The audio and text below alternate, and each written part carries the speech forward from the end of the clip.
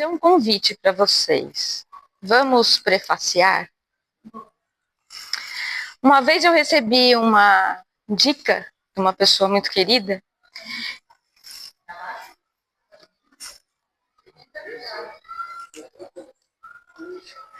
Alguém faz favor de levar lá pra gente? Se eu falar mais alto, melhora? Agora pegou bem aqui. Ó. Então vamos lá. Voltando. Uma pessoa muito querida me deu uma dica. Esse livro, o Evangelho segundo o Espiritismo, ele é tão bom que a gente tem que começar a estudar ele desde o prefácio, né? E aí eu lembrei disso essa semana e falei assim, eu vou convidar a todos a fazer isso, né? Prefaciar. E aí eu falei assim, mas existe esse verbo prefaciar?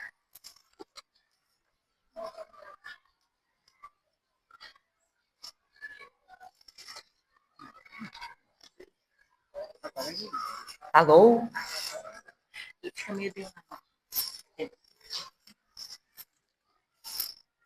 Gente, o microfone está com mau contato. Então eu vou fazer o meu melhor aqui e a gente segue. Então, como eu estava falando, prefaciar, eu fui procurar no dicionário. Será que eu estou inventando verbo aqui, né? E prefaciar significa iniciar, antever. Então, é isso que eu quero chamar a atenção de vocês. Então, eu vou procurar no dicionário o que é um prefácio. Já que a gente vai falar desse aqui que é super importante, né?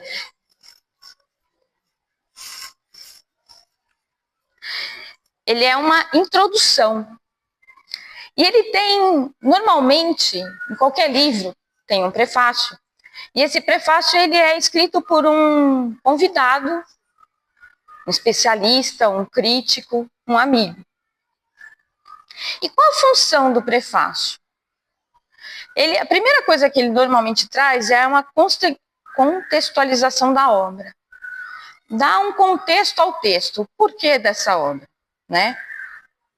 Depois, uma outra função do prefácio é apresentar o autor, dizer um pouco sobre quem foi que escreveu. Em seguida, é relatar o processo criativo, dar informações de como foi o processo de criação. Justificar a escrita, por que a importância dessa obra.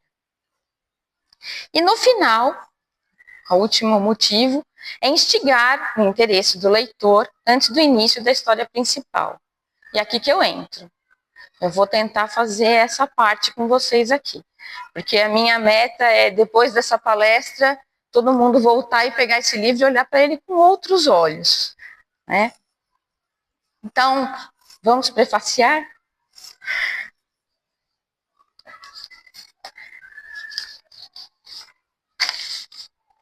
O valor dessa obra começa até antes do prefácio.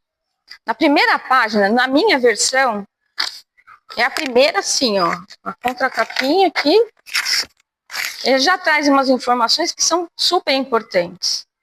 Porque ele diz o conteúdo dessa obra, que é a explicação das máximas morais do Cristo. Então, o que a gente vai encontrar nesse livro? A sua concordância com o Espiritismo. Então, tudo aquilo que Cristo deixou também faz sentido na doutrina espírita. Suas aplicações a diversas situações da vida. Sim, nosso dia a dia.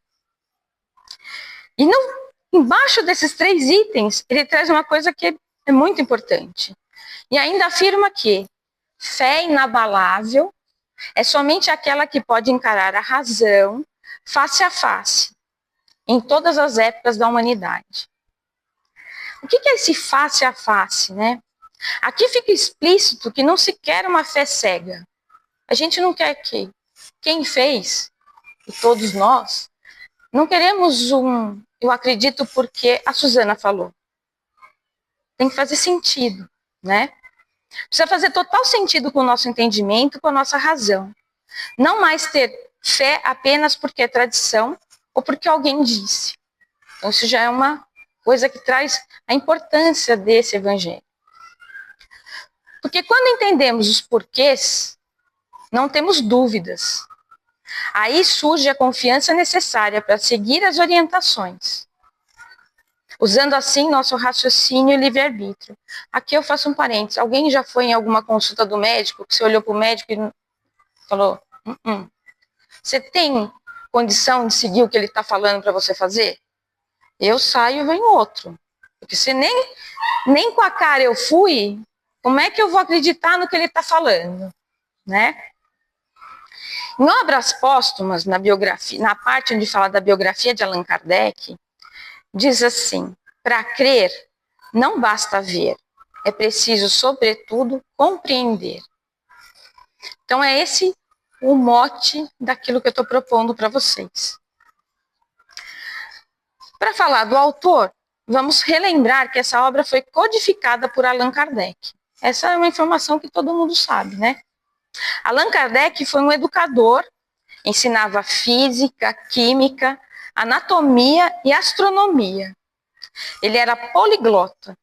Ele falava alemão, inglês, holandês, italiano e espanhol.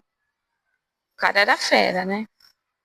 Tradutor e escritor francês. Ele foi responsável pela tradução de muitos métodos de ensino para a língua alemã. Foi uma das coisas mais importantes que ele fez, antes da doutrina espírita. Vamos lembrar que em 1857 já havia sido publicado o Livro dos Espíritos, que foi o primeiro livro da codificação, tendo toda a sua parte filosófica. Então já existia esse livro. E considerando que Kardec já estudava os fenômenos mediúnicos desde 1855. Depois, em 1861, as datas não precisa guardar, né? Mas é bom para dar uma ideia. Foi codificado o Livro dos Médiuns, contendo as instruções científicas e os mecanismos de comunicação entre os espíritos encarnados e os espíritos desencarnados. No ano de 1864, exatamente em abril, então, hoje começa a fazer o aniversário de 162 anos da publicação do Evangelho. Kardec codificou o Evangelho segundo o Espiritismo, com o objetivo de tornar os ensinamentos de Jesus mais claros e compreensivos para todos nós. Agora, por que toda vez que a gente fala do Kardec, a gente fala que ele codificou, ele não escreveu? Qual que é a diferença, né? Porque ela foi escrita pelos espíritos, não foi Kardec que escreveu. Mas Kardec organizou, num trabalho minucioso de compilação, ordenação e análise de comunicações mediúnicas. Ele recebia comunicação sobre o mesmo assunto de milhares de lugares. E ele que fazia todo esse apanhado para ver o que se repetia, o que era diferente, o que não fazia sentido. Com o auxílio das instruções ditadas pelos bons espíritos, como Santo Agostinho, São Luís, São Vicente de Paulo, Erasto, Fenelon, entre outros, em vários países e por intermédio de diversos meios.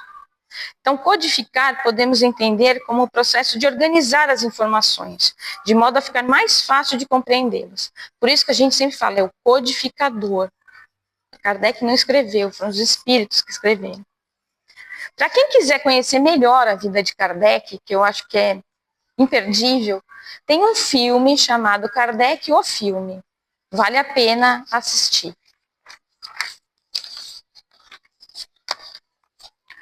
O Evangelho segundo o Espiritismo, o terceiro livro dessa sequência, que dá maior foco às questões éticas e comportamentais do ser humano. Essa obra é para uso geral. Cada um pode encontrar nela os meios de adequar sua conduta à moral de Jesus. Porque a linguagem está bem mais fácil de entender, né? Kardec não se prendeu a uma ordem cronológica, isso também é bacana da gente lembrar. As máximas de Jesus foram agrupadas segundo sua natureza, sobre qual assunto estava sendo falado. Como essa obra foi feita? Kardec sentiu a necessidade de desdobrar a última parte do Livro dos Espíritos, onde trata das leis morais, e em 1863 recebe recomendação espiritual para uma revisão do livro, que iria publicar com o nome de Imitação do Evangelho. Ficou quase 50 dias em afastamento, na região de Normandia. Mudou a estrutura do livro e na segunda edição passou a se chamar Evangelho segundo o Espiritismo, acrescido de mais conteúdo. Para termos uma ideia, durante esse período que ele ficou afastado, ele mandou perguntas para um médium para que fossem feitas a São Luís, que era o mentor do trabalho. Olha as perguntas que ele manda para São Luís. O que pensais da obra que estou a realizar? Essa obra fará com que a Terra deixe de gravitar entre os planetas das sombras. É uma obra que ilumina, traz força, suporte, esperança, luz, tudo que possamos necessitar. Aí Kardec pergunta, estou à altura? Apesar dele ser um cara mega inteligente, super culto, muito humilde. E recebe a seguinte resposta, você tem a fé dos que transportam montanhas. Vá em frente, conte conosco. Outra pergunta que ele faz.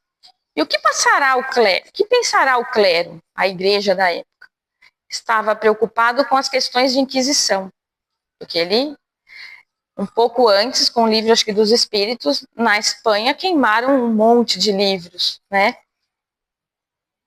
Aí ele responde, heresias dirão.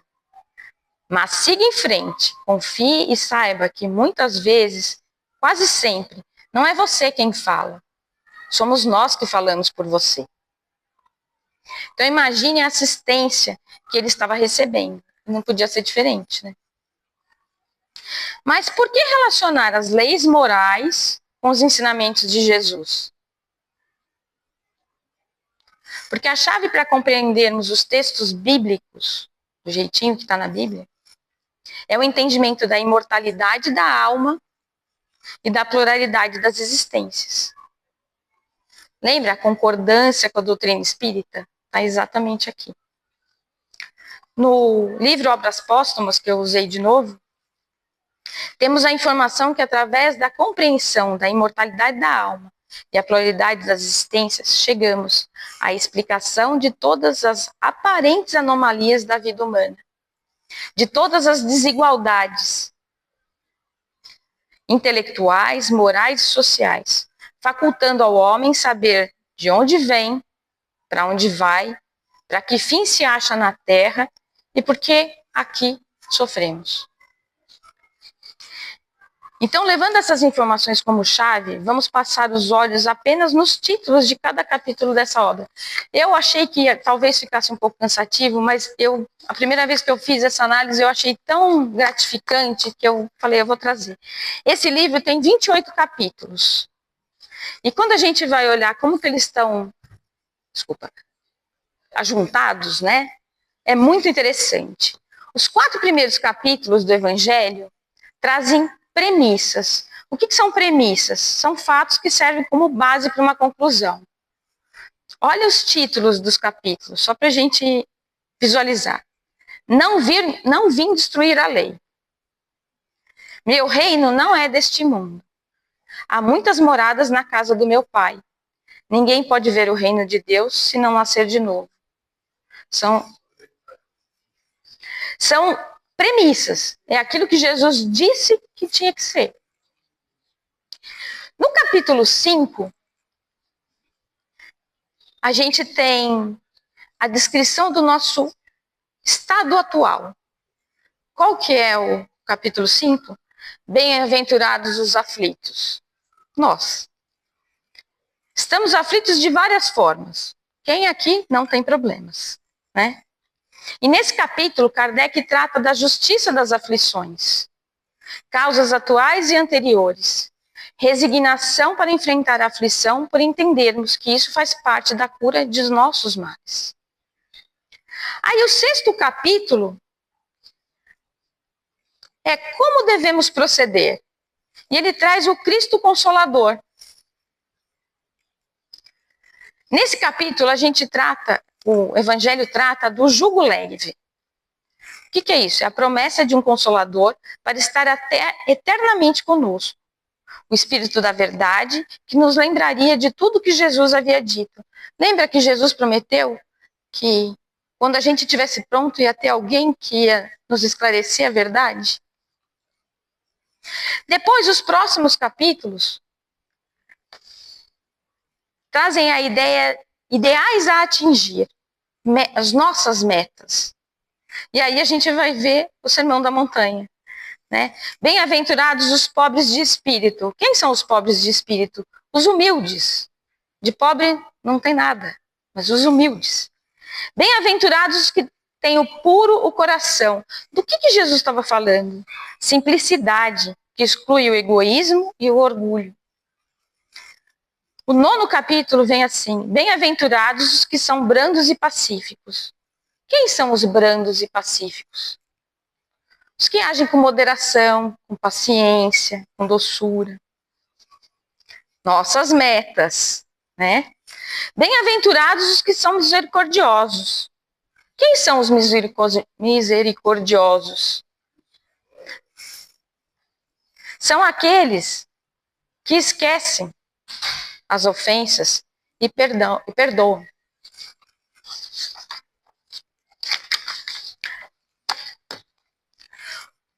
Os seguintes capítulos, do 11 ao 17, ele descreve os desafios individuais.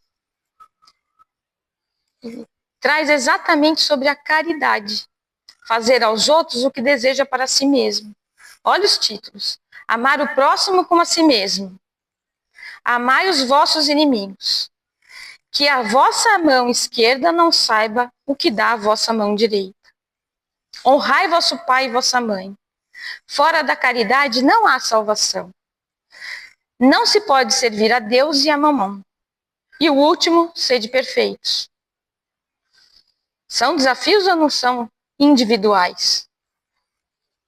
Depois, ele traz uma sequência de capítulos que traz os desafios coletivos. Então, primeiro, que depende de cada um, e aí o que depende de todos nós juntos. Aqui eu trouxe uma frase desse mesmo capítulo que fala assim: cultivais esta árvore da vida, cujos frutos proporcionam a vida eterna. Aquele que a plantou vos convida a cuidá-la com amor. Desafio coletivo. Reconhece-se o cristão por suas obras. E aí os títulos dos capítulos: muitos os chamados e poucos os escolhidos, a fé transporta montanhas, os trabalhadores da última hora, haverá falsos cristãos e falsos profetas, não separei o que Deus juntou, estranha moral, não coloqueis a candeia debaixo do alqueire. Esse aqui é a história do eu sei e eu escondo, né? A Marta até já fez uma palestra sobre isso. Então, é para que a gente distribua aquilo que a gente recebe. E o final, a última separação que eu fiz aqui, é uma trajetória individual. Ajuda-te e o céu te ajudará. O progresso de cada homem depende do seu próprio esforço. A gente falou sobre isso hoje, né? Depende da nossa vontade. E aí, os títulos: buscai e achareis. Dar de graça o que de graça receber. Pedi e obtereis. Coletânea de preces espíritas. Você vê que quando a gente faz essa separação, a gente olha para esse livro com esse carinho, a gente entende a maneira como Kardec dividiu e estudou aquilo que Jesus falou. Quando lemos essa obra, percebemos que ela nos ajuda a compreender melhor os ensinos de Jesus. Mas quando nos propomos a estudá-la, aí percebemos que ela é fundamental para a nossa orientação e evolução. Então agora vamos ao prefácio, porque eu já falei do autor, da obra, né? O prefácio dessa obra foi transmitida via mediúnica. Então não foi um amigo de Kardec, não foi um outro autor. Foi uma mensagem mediúnica. E essa mensagem resume ao mesmo tempo o verdadeiro caráter do Espiritismo e o objetivo da obra. E é assinada pelo Espírito da Verdade ou de Verdade. Em algumas traduções está de, em algumas está da. Lembra no capítulo 6, que explica que o Espírito da Verdade nos lembraria de tudo que Jesus havia dito? É esse mesmo que nos traz esse prefácio. Então vamos lá. O prefácio ele tem 4 parágrafos. O primeiro parágrafo diz assim: os Espíritos do Senhor, que são as virtudes dos céus, como um imenso exército que se movimenta, ao receber a ordem de comando, espalha-se sobre toda a face da terra, semelhantes a estrelas cadentes, vem iluminar o caminho e abrir os olhos aos cegos. O que são essas virtudes dos céus? Os Espíritos do Senhor, que são as virtudes do céu. Virtude é a disposição para o bem, com força de caráter, excelência moral e ética. Então ele está dizendo que esses Espíritos do Senhor, que estão como um exército, são os melhores, os mais preparados. E imenso exército. No tempo de Moisés, o pessoal esperava um Deus de exército, de força armada, mas porque não tínhamos a evolução espiritual necessária para entender que esse exército que diz aqui era de espíritos bondosos, iluminados, evoluídos, voltados para o bem, trabalhadores da seara de Jesus. Lembra que ele fala que ao receber a ordem de comando, Jesus dá essa ordem. E sob o comando de Jesus, descem em massa para trazer a luz, conforto, esperança, alegria e entendimento, para que possamos entender como tudo funciona e assim deixar a cegueira de lado. Profundo esse primeiro parágrafo, né? O segundo: eu vos digo, em verdade, que são chegados os tempos em que todas as coisas devem ser restabelecidas no seu verdadeiro sentido, para dissipar as trevas, confundir os orgulhosos e glorificar os justos. Esse restabelecimento da ordem não é feito com violência. É com luz, é com amor, é com entendimento. Explicar melhor, revelar o que estava escondido, né?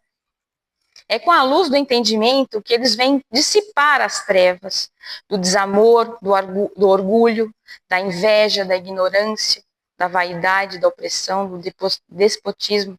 Afinal de contas, quando a gente sabe como as coisas funcionam, a gente vai abandonando os nossos defeitos porque é mais inteligente fazer o que é certo. E vão deixar os justos evoluírem pelo amor que praticam. Por isso que ele fala, glorificar os justos. Né?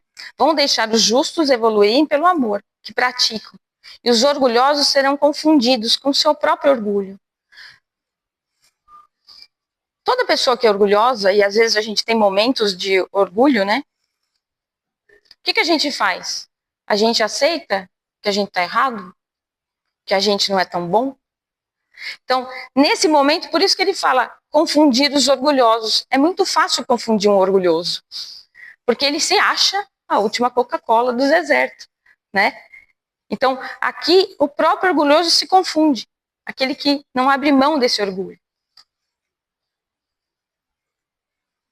Desde a codificação, já temos condições de entender, lembrando que a codificação, como eu falei, foi de 1860 e pouco, quer dizer, naquela época, a humanidade já tinha condições de entender por que estamos aqui e como devemos nos comportar.